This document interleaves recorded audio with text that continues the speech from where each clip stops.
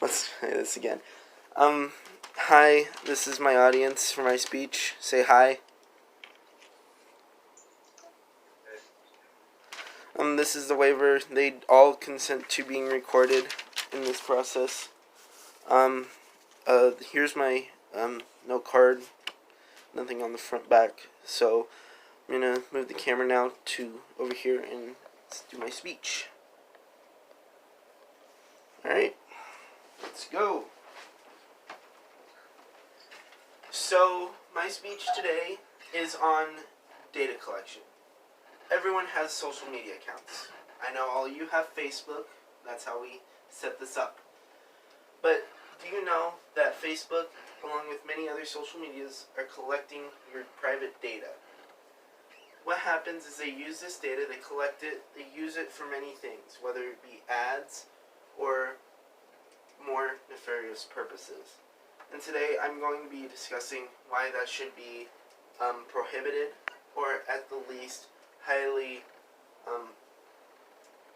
ruled with more rules, as there aren't many rules around it.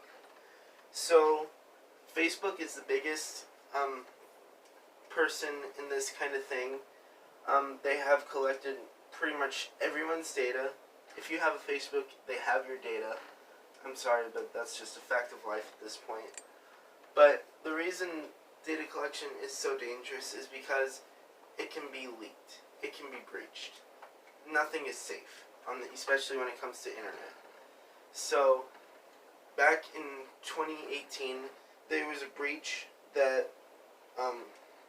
took 50 million people's data and leaked it out into the internet. That was according to TechCrunch.com.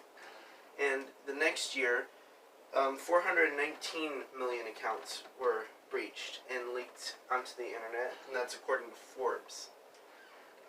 They collected this data without many people knowing. They say it was in their terms of service, but come on, do we read the terms of services? No, we do not. We probably should, though, but we don't. This is another big thing, because if your data is leaked out, someone could get it. A hacker. Someone who has ill will against you for no reason. This data can include your birthday, your phone number, your address, where you work, where you go to school, your relationships, all of that. It'll be out there for them to get and use maliciously. What Facebook also did, this was actually started back in 2014, but it really came to light 2016, 2017, was that in 2014, Facebook traded data with a company called Cambridge Analytica.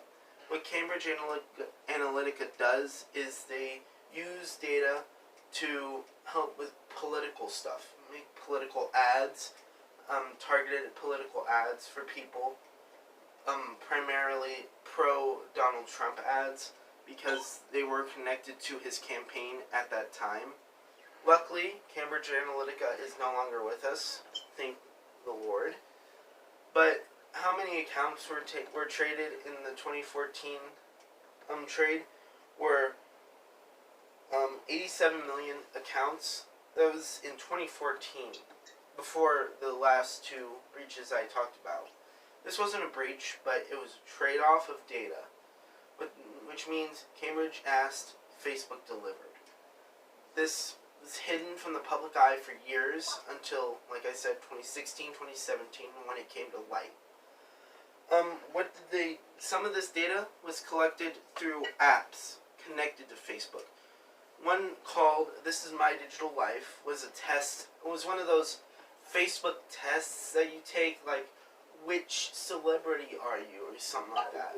And it links, and it asks you to log in on Facebook, log in via Facebook. What they did is they put that there, and they used that to collect your data.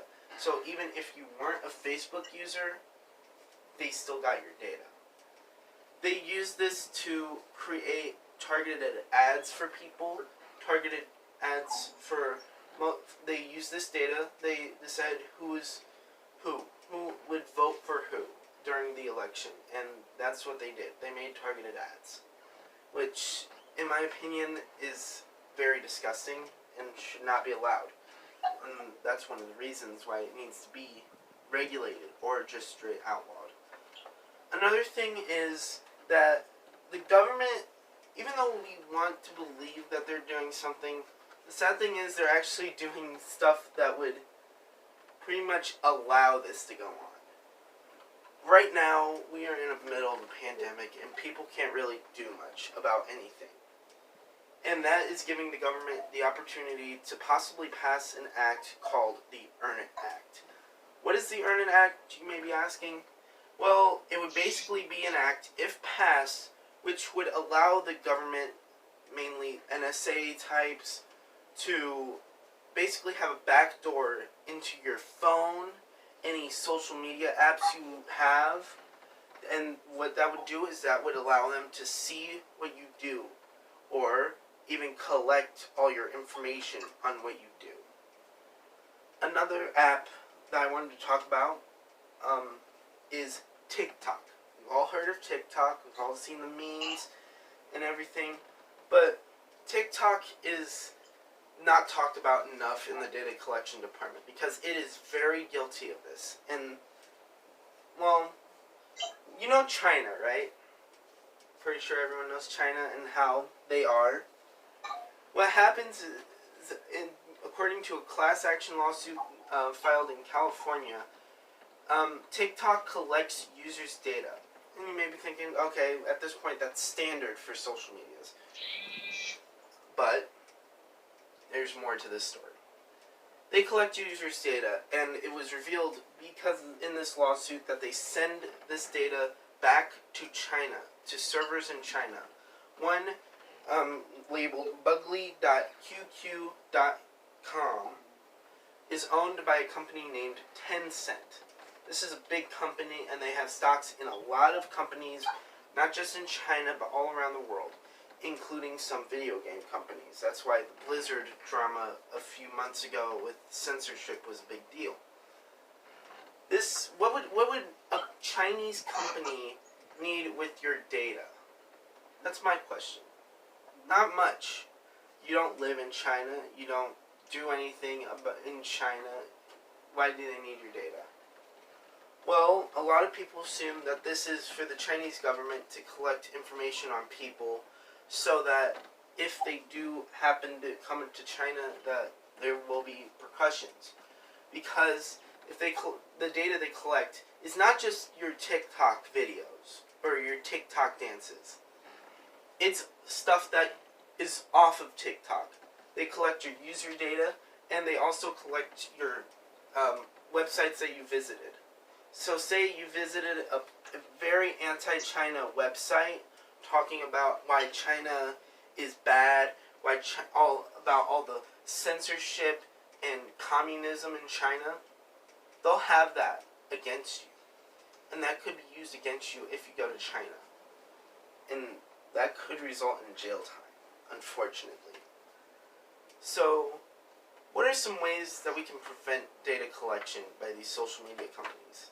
Well, you could use a virtual private network, a VPN. You've probably seen your favorite YouTubers advertise NordVPN or ExpressVPN. Those are very good. Use them if you don't want your data collected or anyone seeing your private information. But another way, you could just delete every social media you have at this point, but it's kind of too late for that since they already have your information. Would I recommend that? I mean, that depends on who you are as a person. I personally wouldn't be able to because I'm too connected with people over social media, so that'd be kind of hard. Another thing you could do is protest. Protest the Earn It Act. Protest Facebook's collection of data. Protest TikTok's collection of data and sending that to China. You can do a lot. But I want to leave you guys off with this question. Will you continue to let these sites collect your data? Thank you. Alright. Done.